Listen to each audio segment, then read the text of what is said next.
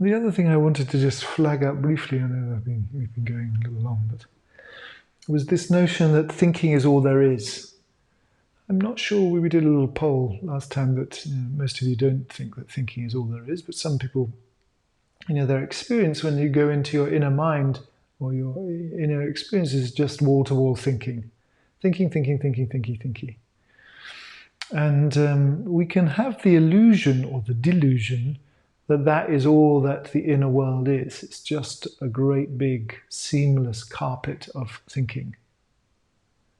Like duckweed, do you know that duckweed that covers ponds? That's of absolute choking, perfect green surface that chokes all the oxygen out of the water underneath. That, particularly if we've never done this work before, if we've never turned our attention inward, it's like our thinking mind has become like duckweed and just covered the whole surface of our experience. And we can have the illusion, which is exactly what you can see when you stumble across a pond that is covered in duckweed, that that's a lawn, that it's a perfectly green lawn. You could almost step on it. But of course it's water underneath. If you stepped on the duckweed, you just fall into the pond. And it's a bit like that with our experience of our inner world. We may have the presumption that it's just solid thinking. But when we turn our attention inwards, it's like we've stepped into the duckweed pond and we realize, oh, there's all this depth, there's all this water, there's all this life underneath that's not thinking.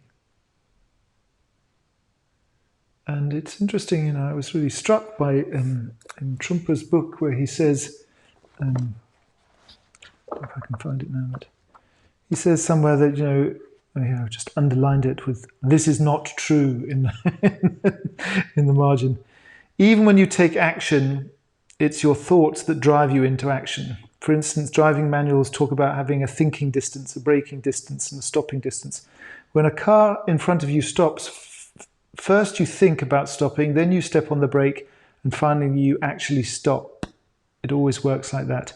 And this is simply not true. That our bodies, particularly in that example, that our bodies slam on the brakes long, long before our thinking mind has any bearing on our actions. In fact, it seems to be the opposite, that our embodied brain, our gut brain, our heart brain, the brain stem, does almost all the deciding and then sort of CCs the thinking brain later on saying, oh, by the way, have the thought that we did that. So that thoughts are almost an after, a little kind of ornament on the business of experience which takes place in the body, in the nervous system, in the neurochemical systems of our experience. And so that this notion that there is only thought, that thought is the nature of mind, is a really pernicious delusion that we can quite quickly see through if we do practice like this three-object practice or any shamatha practice where we're simply just attending to the busyness of our mind. We will see that there are lots of thoughts, and of course we have lots of thoughts, but there are often things that are going on that are not thinking and don't require any thinking. Breathing, for example. You don't have to think to breathe.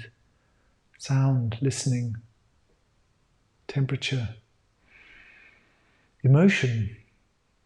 These things can be sparked by thoughts, but often well up out of our experience, completely unprompted by thought.